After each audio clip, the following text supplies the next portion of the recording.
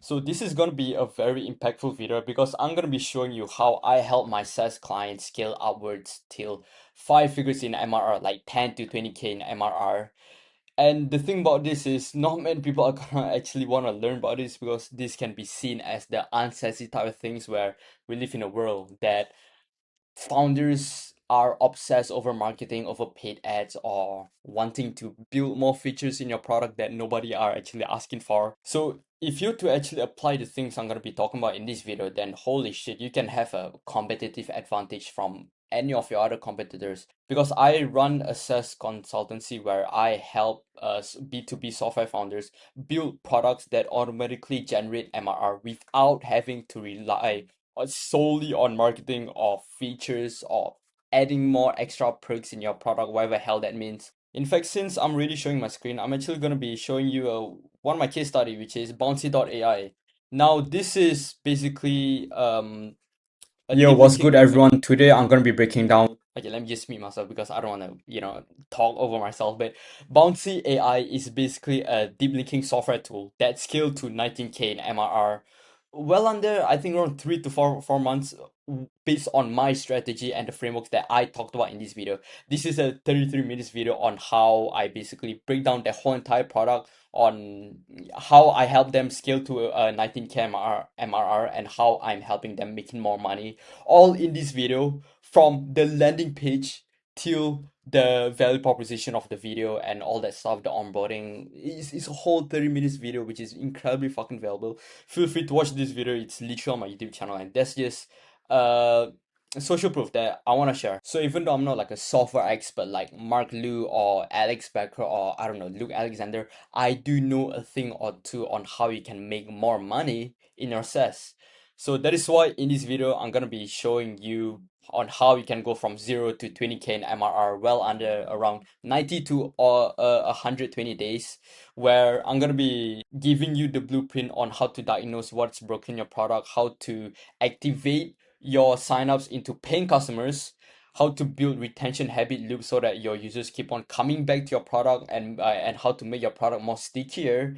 And lastly, I'm going to be talking about monetization on how you can build a solid paywall so that users actually pay for your goddamn product. So this is some preface of the video in case if I were to forget some of my notes in this video. LOL.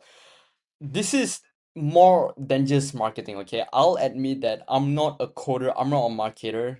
So I'm not necessarily gonna teach you on how to be the best engineer or the best developer of your product. I'm pretty sure there's like way more of those YouTube videos that you can watch rather than me. But one thing that I want to clarify in the whole SaaS industry is that you gotta understand coding, feature development, it's not the end all be all in SaaS for you to make money. Sure, it is important. You do need to learn how to code. Or even if you're not really good at development, you still got to have some engineers inside your team. But the thing why I exist is because sometimes these technical guys don't really know what it actually takes for you to make money in SaaS. What I'm trying to say is technical guys don't really know how to say things from a user's perspective, like what makes a user pay, what makes them churn, user psychology. When they arrive into a UI, how do they actually think? Where do they actually click? And to really see things from a software user's perspective, which is why I exist, because this is what I'm specializing in. Picture it as a movie. Let's say you want to create a movie. Every movie needs to have a director. But does the director kind of move the camera around on the angling or the lightings and everything? No, which is why you have the cameraman. The cameramen are the one who would actually get the nitty-gritty sort of things to work closely with the actors on to get the lighting, to get the perfect angle. Whilst the movie director are the orchestrator on how everything works. So that's the analogy that kind of describes me. And the another thing that I want to preface is marketing is one of the most common ways on how to grow your SaaS. So I want to set that aside. I'm not really gonna talk about marketing on paid or free distribution on SEO on those sort of things, because there are really only three ways on how to make more MRR in SaaS, and that is to increase the number of your customers, which is marketing, to increase your ARPU, average revenue per user, and to reduce churn. Now, unless if you're absolutely new to SaaS, if you're just building your MVP, increasing your ARPU and reducing churn will always have a greater impact than merely just to bring more customers in. Sure, that's not to regard marketing. Sure, I mean, marketing is perhaps the most important thing for you to do after shipping.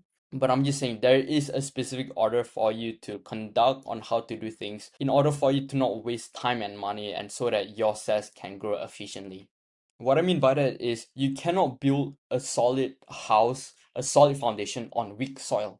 And lastly, I've seen these sort of problems more than 5 times over different products. It's basically pattern recognition for me at this point. I've seen the things that scale a software product and the things that kill a software product. And so this is why most founders are stuck under 10K MRR. The common beliefs that most people have is that if you're to ship fast, if you're to get users iterate based on their feedback, then everything is all good, right? Then you can just ship based on whatever the feature is. But the trap is that if you were to ship your product, and let's say if you to look your metrics like your activation rate, let's say it's around 10 to 15% of activation rate, which means that 85% of your signups would ghost your product after a while. Sure, they may pay for 1 or 2 months, but if your activation rate is fucking dog shit, then majority of your users are just gonna churn, which right here in this metric is 85%. If let's say you have a activation rate of 15%, even 20% is dog shit, I'm not gonna lie, but yeah, this is the trap that be sure you do not actually fall in. The another common belief and the misconception that founders have is if you to have more features, then that equals to more value, right? And that more value equals to more money, which is not necessarily true because understand that if you to add features that users never see because your onboarding is broken, then what's the fucking point? You're only just confusing your users based on the amount of many features that you have. And then lastly is people were to think that marketing is the only growth to more MRR. But then if you to think about it, even if you to scale organically or by paid ads, if you were to scale on a leaky bucket, you would only just be wondering on why your customer acquisition cost never pays back. And that is just to conclude the reason why you're stuck under a certain phase like 10K or 5K MRR is because you're renting users instead of buying them. You're not growing because 90% of the users you already have never experienced the value first. So this is, if you haven't guessed it from now, this is all about product experience here and the perception of how your users actually see your product. Now, ladies and gentlemen, this brings me to the ultimate SaaS AI Andromeda Blueprint Pyramid Scheme 3000 Pyramid Money Making Framework System phase on how to scale your SaaS product the proper way. Now, phase one is diagnosis. Firstly, let's talk about how do you diagnose your niche. I'm gonna be taking the example of an Instagram DM automation tool like this, like link DM, cold DMs, or ManyChat right here. Firstly, let's actually talk about your niche because some people may to think that a big part of why you're not making money is because has to do with saturation. But the thing about saturation is that it's kind of just mental masturbation. You're kind of just coping here. Saturation doesn't really exist because the reason why there is competition in the first place is because it shows that the market, the nature of the game, there's life to it. What you don't want to do is to actually fall into a niche that there's no life, because if there's no life into that market, then that shows that the market is not proven to work. If you're so called to be in a saturation market, which means that it is proven that you can make money from it. Since right now we live in a day and age where anyone and their fucking mom can start a SaaS product with just the click of a button with this AI tool, how do you actually differentiate yourself between these other software products that is in the same niche as you? And that is what I call to actually be in a micro niche. Micro niche is, let's say, for example, you wanna run a DM automation Instagram tool, but that's more of like a umbrella term, right? So under this umbrella, this is when you can actually shine. So let's say most of your competitors have a headline on their webpage that says, automate your DM, wait, no, like automate your Instagram replies and your DMs quickly. maybe instead of just that, you can actually be more specific in a product. Like, for example, let's say like a all-in-one Instagram CRM tool that allows you to close your ideal leads. I know that's like a word full long, but you get the idea. You just wanna be in a micro niche of a niche. Because if you think about it, all niches work. If there is competitor, then that shows that there's a sign of life, that there is demand in the product, or I mean in the market. Now the only thing you just gotta do is find a competitive edge by being in a micro niche. So you're not really serving like 100,000 plus of people. I mean, you could, but you don't really have to when you can actually serve. Okay, that's supposed to be like a arrow, like when you can actually serve like 10,000 people instead. So that's how you actually diagnose your niche is you wanna be in an umbrella term, like you wanna be a micro niche of an umbrella niche of whatever niche that you're in. Niche, niche, niche, niche, niche. Okay, now speaking of niches, we've already gotten over that. Now, how do you diagnose your users? I would say your users is perhaps like how you build your product around. You are building your product around your niche, and that niche is built around your users. Let's say with the same example of Instagram DM automation tools. What are the thought of or the type of people that are using Instagram automation tools? That could be gym owners, e-com guys, personal brands. Now you've already found the type of people that are using your product. And how do you actually diagnose your users? Is by you want to pinpoint the pain points that they have. And then so your ICP, your ideal customer profile, are already using the products of your competitors. Now you want to diagnose what are the things that they like about your competitors, what are the things that they don't like. These two things on what they like and don't like, this is where you can actually shine, and this is where you can actually build incentive for your customers desire. Because when you are because I mean this is just like business 101, right? When you are building literally based on their pinpoints and you are differentiating yourself based on the things that they don't like from your competitor, then this is your competitive advantage. So how you diagnose your users is by understanding who your customers are, and by understanding what are their pain points and how are your competitors actually solving those pain points for them. If your competitors are doing a shit job at a certain pain point that your users still have, then that is an open door for you to actually build your product around that. And same thing with the things that your ICP likes about your competitors. Maybe you can actually do something more different than the things that they like. Then brings me on to diagnosis. How do you actually diagnose your value proposition? I feel like this is kind of related to your niche and your users. Going with the same example of IG DM automation tool, let's say your main value proposition is like something really fucking basic, and this is also like the mistake I've seen people make where, an example, let's say you run a Instagram DM automation where your main value proposition headline is use IG DM to close prospects. Like, okay, cool, that's it. Sure, like you're telling users what you are, but with the market that you're so-called in a red ocean niche with so many other hundreds of other different products, how the hell do you expect to stand out from that? So your value proposition should be what you are. You should be starting with what your product is, and then you want to end with incentive of what is the benefit or what is the unique proposition of what your product can do based on your user's pain point. And I know this sounds to be like really basic, but still, like, I've seen fucking products that are making 20K MRR who still don't nail this down.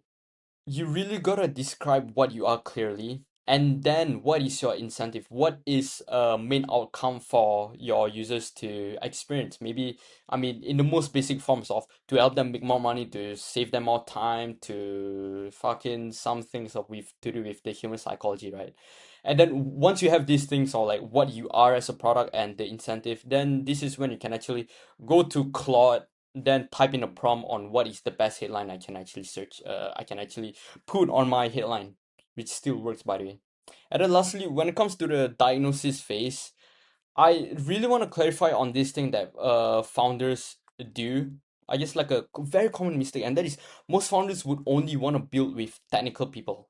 Just like at the start of this video when I said that, it is important for you to have developers, for you to have engineers and all that. But winners, like my clients, what they're doing differently from their competitors, from different other products, is that they work closely with their users.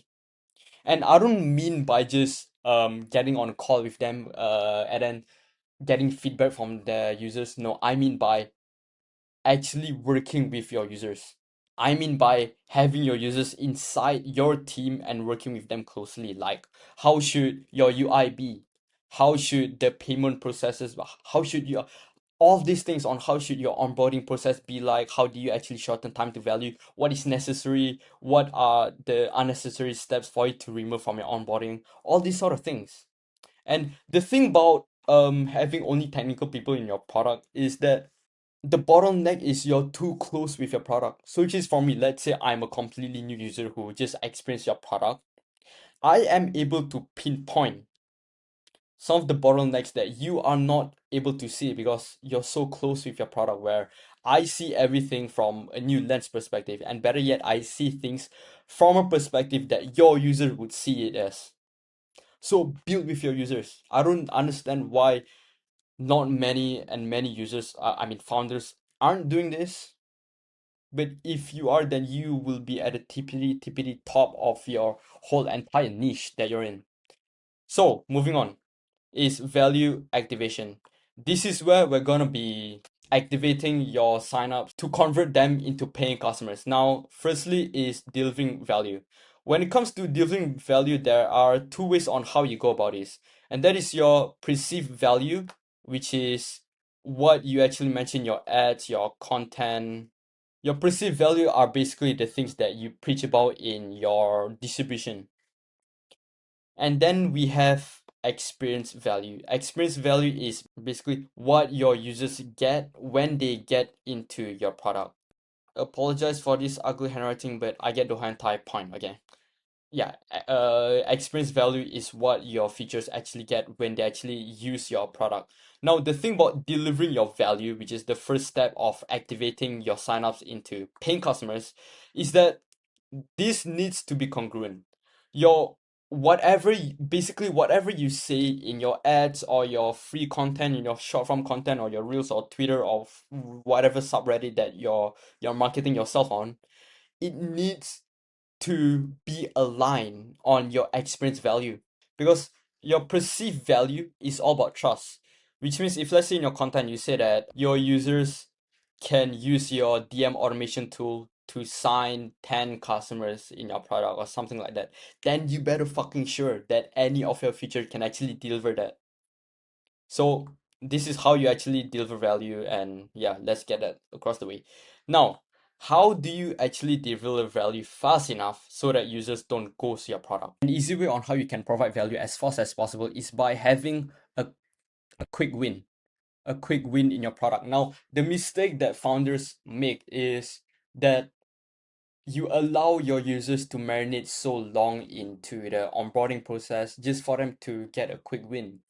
But everyone should strive to get your users to a technical small win as fast as possible. And this doesn't have to be anything crazy in your product or anything.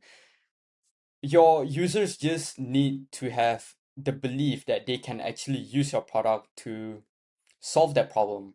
Again, same thing about trust in what I said about the experience value.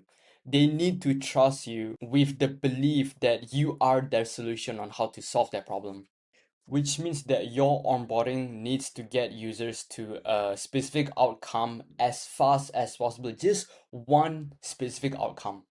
And no, we're not talking about a dashboard, where we're not talking about a fucking a watch tour or a checklist. No, like an actual win. And that could be, let's say, like to build your first lead list, to set up the first email campaign, right? Some things like this are just an example, but this is the point.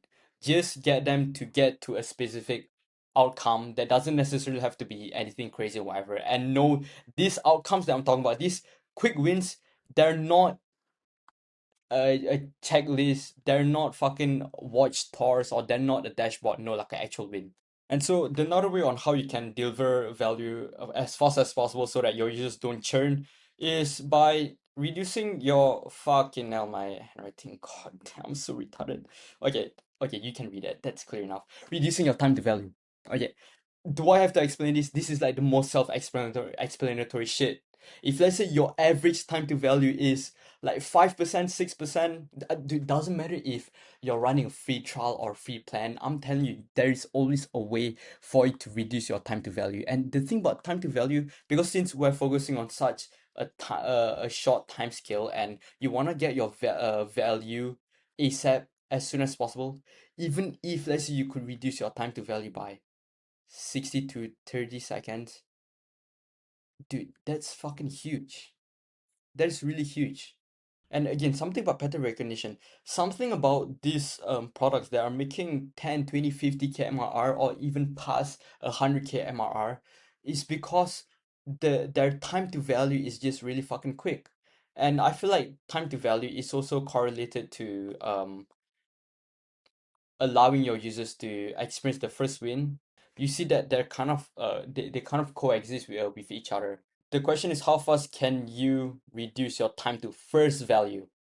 And I feel like once you actually have that question in mind, then everything should just fall into place. The next thing is to remove every step that doesn't serve activation. I mean, if you want to activate your free signups to paying customers, then you gotta remove every unnecessary step that doesn't serve to activation. There is a product called Snapper, which is I think a design software that basically has activation email set up in the onboarding process. So what they realize is that when they remove this step, which is the activation email setup, they notice that the MRR actually increased by 20%, which is fucking huge. Based on this one thing, to just remove one step that doesn't serve activation, you see the fucking impact of it. Now, of course, I mean, I can't say that if it to remove every step, every unnecessary step in your onboarding process, then your MRR can improve by 20 to 30%. But I'm just saying, does it have an impact to your MRR? Absolutely. So of course you would want to turn every lever you can to optimize your MRR.